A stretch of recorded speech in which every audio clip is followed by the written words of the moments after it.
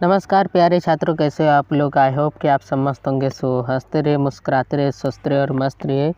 तो प्यारे छात्रों, आज आप लोगों का क्लास हो रहा है भाई मेरे class 10th history chapter 6 objective question, जो कि आप ऊपर में देख रहे होंगे लिखा हुआ। चैप्टर का नाम क्या है? शहरीकरण एवं शहरी जीवन। ठीक, तो चलो भाई इस चैप्टर को स्टार्ट करते हैं। फर्स्ट क्वेश्चन को देखते हैं। पहला क्वेश्चन देखिए क्या कह रहा है। कह रहा है गार्डन सिटी की अवधारणा किसने विकसित की। क्या कह रहा है मेरे भाई? गार्डन सिटी की अवधारणा किसने विकसित की। गार्डन सिटी की अवधारणा जो है मेरे प्यारे साथी, वो एबेनेजर हावर्ड ने विकसित की थी। किसने? एबेनेजर हावर्ड ने। तो यहाँ पर आपको फर्स्ट नंबर यानी कि ऑप्शन नंबर ए में एबेनेजर हावर्ड देखने को मिल रहा है। तो ऑप्शन नंबर ए आपका करेक्ट आंसर है। एबेनेजर हावर्ड ने गार्डन सिटी की अवधारणा विकसित की थी। अगला क्वेश्चन देखा जाए मेरे भाई, तो अगला क्वेश्चन कह रहा है अस्थायी कृषि के प्रभाव से कैसा जमाव संभव हुआ। यहाँ पर कृषि होगा मेरे भाई, क्या होगा? कृषि। तो अस्थायी कृषि के प्रभाव से जो है संपत्ति का जमाव संभव हुआ। किसका जमाव संभव हुआ मेरे भाई? संपत्ति का, जो कि आपको ऑप्शन नंबर ए में देखने को मिल रहा है। तो ऑप्शन नंबर ए संपत्ति इसका सही आंसर है। तो मुझे लगता है आप लोग क्लियर ये वाला भी समझ गए होंगे। अगला क्वेश्चन, लंदन में अनिवार्य प्राथमिक शिक्षा कब लागू हुई। लंदन में अनिवार्य प्राथमिक शिक्षा 1870 ईस्वी में लागू हुई थी। कब मेरे भाई? 1870 ईस्वी में, जो कि आपको ऑप्शन नंबर डी में देखने को मिल रहा है। तो ऑप्शन नंबर डी 1870 ईस्वी में लंदन में प्रारंभिक शिक्षा लागू हुई थी। क्या? तो प्रारंभिक शिक्षा यानी कि प्राथमिक शिक्षा। ठीक, तो 1870 ईस्वी में। ठीक है मेरे प्यारे साथियों, अगला चलते हैं। कह रहा है पूंजीपति वर्ग के द्वारा किस वर्ग का शोषण हुआ। पूंजीपति वर्ग के द्वारा श्रमिक वर्ग का भी शोषण हुआ, मध्यम वर्ग का भी शोषण हुआ और कृषक वर्ग का भी शोषण हुआ, यानी कि तीनों वर्ग का शोषण हुआ। तो इसका मतलब यहाँ पर ऑप्शन नंबर डी में हमको देखने को मिल रहा है ये सभी। तो ऑप्शन नंबर डी आपका करेक्ट आंसर है। ठीक मेरे प्यारे भाई, अगला क्वेश्चन पर चलते हैं। अगला क्वेश्चन देखिए क्या कह रहा है। अगला क्वेश्चन कह रहा है जनसंख्या का घनत्व सबसे अधिक कहाँ होता है। जनसंख्या का घनत्व सबसे अधिक महानगर में होता है। सबसे ज़्यादा अगर जनसंख्या देखा जाए तो वो महानगर में होता है। ठीक, यानी कि शहर में भी बहुत बड़ा शहर में। ठीक, तो ऑप्शन नंबर डी यहाँ पर सही आंसर हो जाएगा। ठीक, अगला क्वेश्चन देखा जाए मेरे भाई। अगला क्वेश्चन कह रहा है कौन सा सामाजिक वर्ग बुद्धिजीवी वर्ग के रूप में उभर कर आया। तो मध्यम सामाजिक वर्ग जो था, मध्यम वर्ग, वो बुद्धिजीवी वर्ग के रूप में उभर कर आया। मध्यम वर्ग के अंदर श्रमिक आ जाते थे, उसके बाद जो है जो इंजीनियर होते थे वो आ जाते थे, छोटा मोटा दुकानदार आते थे, टीचर आते थे यानी शिक्षक आते थे।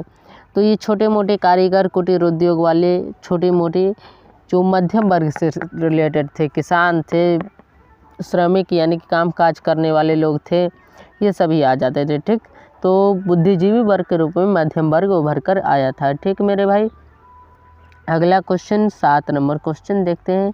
क्या कह रहा है सामंती व्यवस्था से हटकर किस प्रकार की शहरी व्यवस्था की प्रवृत्ति बढ़ी। सामंती व्यवस्था से हटकर जो है मेरे प्यारे साथियों, सामंती व्यवस्था से हटकर प्रगतिशील प्रवृत्ति की जो है शहरी व्यवस्था की प्रवृत्ति बढ़ी थी। कैसी प्रगतिशील? शहर तो प्रगतिशील ही रहा है ना मेरे भाई। तो ऑप्शन नंबर ए यहाँ पर सही आंसर हो जाएगा। ठीक मेरे भाई, अगला क्वेश्चन देखो। अगला क्वेश्चन कह रहा है शहर को आधुनिक व्यक्ति का किस प्रकार का क्षेत्र माना जाता है। शहर को आधुनिक व्यक्ति का प्रभाव क्षेत्र माना जाता है। कैसा क्षेत्र माना जाता है? प्रभाव क्षेत्र, जो कि आपको ऑप्शन नंबर ए में देखने को, ऑप्शन नंबर बी में देखने को मिल रहा है। ठीक, प्रभाव क्षेत्र ऑप्शन नंबर बी में आपको देखने को मिल रहा है। तो ऑप्शन नंबर बी में आप क्लिक कर लीजिएगा मेरे भाई, ऑप्शन नंबर बी प्रभाव क्षेत्र। तो ऑप्शन नंबर बी प्रभाव क्षेत्र आपका करेक्ट आंसर है।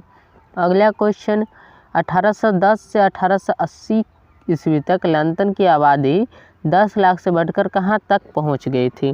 1810 से 1880 के बीच में लंदन की आबादी जो है 10 लाख से बढ़कर 40 लाख तक पहुंच गई थी। कहाँ तक पहुंच गई थी मेरे भाई? 40 लाख तक, जो कि आपको ऑप्शन नंबर सी में देखने को मिल रहा है 40 लाख। तो ऑप्शन नंबर सी आपका सही आंसर हो जाएगा मेरे भाई। ठीक, अगला क्वेश्चन देखते हैं मेरे भाई। अगला क्वेश्चन क्या कह रहा है? अगला क्वेश्चन कह रहा है कि एक प्रतियोगी एवं उद्यमी प्रवृत्ति से प्रेरित किस प्रकार की अर्थव्यवस्था लागू की गई? एक प्रतियोगी एवं उद्यमी प्रवृत्ति से प्रेरित जो है वो जो है कैसी अर्थव्यवस्था लागू की गई थी? मुद्रा प्रधान अर्थव्यवस्था। कैसी? मुद्रा प्रधान, जिसमें सिर्फ रुपयों की बात होती थी और कुछ की नहीं। ठीक, तो मुद्रा प्रधान अर्थव्यवस्था लागू की गई थी, जो कि आपको ऑप्शन नंबर बी में देखने को मिल रहा है। तो ऑप्शन नंबर बी आपका करेक्ट आंसर हो जाएगा। ठीक मेरे भाई, मुद्रा प्रधान अर्थव्यवस्था। ठीक, क्लियर है? आप देख सकते हैं मुद्रा प्रधान अर्थव्यवस्था। अगला क्वेश्चन कह रहा है कि आधुनिक काल में औद्योगिकरण ने किसके स्वरूप को गहन रूप से प्रभावित किया? आधुनिक काल में औद्योगिकीकरण ने जो है शहरीकरण के स्वरूप को अच्छे से प्रभावित किया, बहुत गहरे से प्रभावित किया मेरे भाई। तो यहाँ पर ऑप्शन नंबर बी जो आपका देखने को मिल रहा है शहरीकरण, वो बी ऑप्शन आपका सही आंसर है, शहरीकरण। ठीक, तो ऑप्शन नंबर बी शहरीकरण करेक्ट आंसर है। अगला क्वेश्चन है, लंदन में भूमिगत रेल किस वर्ष आरंभ हुई? लंदन में भूमिगत रेल मेरे प्यारे साथियों 1863 ईस्वी में आरंभ हुई। कब आरंभ हुई? 1863 ईस्वी में, जो कि आपको ऑप्शन नंबर बी में देखने को मिल रहा है। 1863 ईस्वी लंदन में रेल कब प्रारंभ हुई थी? भूमिगत रेल कब प्रारंभ हुई? 1863 ईस्वी में, यानी कि मिट्टी के अंदर चलने वाली रेल। ठीक, मिट्टी पर चलने वाली रेल, माय मिस्टेक भाई। अगला क्वेश्चन क्या कह रहा है? इंग्लैंड में चर्चिस्ट आंदोलन कब आरंभ हुआ था? इंग्लैंड में चर्चिस्ट आंदोलन 1838 ईस्वी में आरंभ हुआ था। ये एक जो था रोजगार के लिए आंदोलन था। ठीक, रोजगार नहीं मिल रहा था और प्रथम विश्व युद्ध हुआ था, तो उसमें और बहुत बड़ी अकाल आई थी प्रथम विश्व युद्ध के चलते, तो रोजगार के लिए ये चर्चिस्ट आंदोलन हुआ था मेरे भाई। तो ऑप्शन नंबर बी यहाँ पर सही आंसर हो जाएगा। ठीक, अगला क्वेश्चन, एक स्वतंत्र राष्ट्र के रूप में सिंगापुर का उदय किस वर्ष हुआ? एक स्वतंत्र राष्ट्र के रूप में सिंगापुर का उदय 1965 ईस्वी में होता है। यानी कि सिंगापुर कब आज़ाद हो जाता है? 1965 ईस्वी में सिंगापुर आज़ाद हो जाता है, स्वतंत्र हो जाता है। तो ऑप्शन नंबर डी में आपको देखने को मिल रहा है 1965 ईस्वी। आपसे ये क्वेश्चन पूछे कि सिंगापुर कब स्वतंत्र हुआ, तो 1965 ईस्वी। सिंगापुर को कब आज़ादी मिली? 1965 ईस्वी। ठीक मेरे भाई, अगला क्वेश्चन देखिए, कह रहा है कि बम्बई में किराया कानून किस वर्ष लागू किया गया? बम्बई में किराया कानून जो है वो 1918 ईस्वी में लागू किया गया था। मतलब आदमियों, मतलब कहने का मतलब जो वहाँ पर क्या कह सकते व्यक्ति जाते थे, आदमी जाता था काम करने के लिए, तो बहुत ज़्यादा पहुंच गए थे। जनसंख्या, वहाँ की जनसंख्या, बम्बई की जनसंख्या बहुत अधिक बढ़ गई थी। ठीक, तो उसको कंट्रोल करने के लिए बम्बई में किराया कानून लाया गया, लेकिन फिर भी जनसंख्या कंट्रोल नहीं हुई। बहुत से लोग बेरोजगार थे, वो बम्बई में जा करके बसने लगे। ठीक, तो 1918 ईस्वी में जो है किराया कानून लाया गया था। कहाँ पे? बम्बई में। ठीक, अगला क्वेश्चन देखा जाए मेरे भाई। अगला क्वेश्चन कह रहा है, पटना में गोलघर का निर्माण किस वर्ष किया गया था? पटना में गोलघर का निर्माण जो है मेरे प्यारे साथियों वो किया गया था 1786 ईस्वी में। किस लिए? तो अनाज के भंडारण के लिए, अनाज को रखने के लिए, अनाज को एक जगह एकत्रित रखने के लिए और उसका जो है क्षति भी न हो, इसलिए अनाज के भंडारण के लिए पटना में गोलघर का निर्माण किया गया था। कब? 1786 ईस्वी में। तो ऑप्शन नंबर सी आपका यहाँ पर सही आंसर है। 1786 ईस्वी में पटना में गोलघर का निर्माण हुआ था। अगला क्वेश्चन देखा जाए मेरे भाई, तो अगला क्वेश्चन कह रहा है, लंदन में गार्डन सिटी की योजना किन लोगों के द्वारा बनाई गई थी? किन लोगों के लिए बनाई गई थी? लंदन में गार्डन सिटी की जो योजना है यह धनी लोगों के लिए बनाई गई थी। किन लोगों के लिए? धनी लोगों के लिए, जो अमीर लोग थे उनके लिए बनाई गई थी। तो ऑप्शन नंबर ए यहाँ पर आपका करेक्ट आंसर है। ठीक, अगला क्वेश्चन देखा जाए तो कह रहा है, गार्डन सिटी की योजना किसने बनाई थी?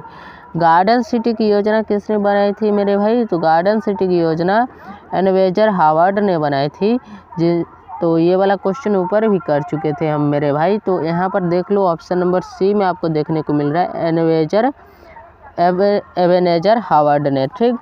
तो एबेनेज़र हावर्ड ने गार्डन सिटी का जो है योजना बनाई थी। तो ऑप्शन नंबर सी आपका यहाँ पर करेक्ट आंसर हो जाएगा मेरे भाई। ऑप्शन नंबर सी आपका करेक्ट आंसर है। गार्डन सिटी का जो योजना है वो एबेनेज़र हावर्ड ने बनाई थी। अगला क्वेश्चन है, बम्बई की चोल किस प्रकार की इमारत है? बम्बई की चोल बहुमंजिली इमारत है। बहुमंजिली बहुत बड़ी इमारत है और बहुत सारे मंजिलें हैं उसमें, ठीक। तो बम्बई की चोल जो है वो बहुमंजिली इमारत है, यानी कि ऑप्शन नंबर डी आपका करेक्ट आंसर बहुमंजिली इमारत बम्बई की चोल है, ठीक। अगला क्वेश्चन है कि मेगास्थनीज ने पाटलिपुत्र की यात्रा किसके समय में की थी? मेगास्थनीज ने पाटलिपुत्र की यात्रा चंद्रगुप्त मौर्य के समय में की थी।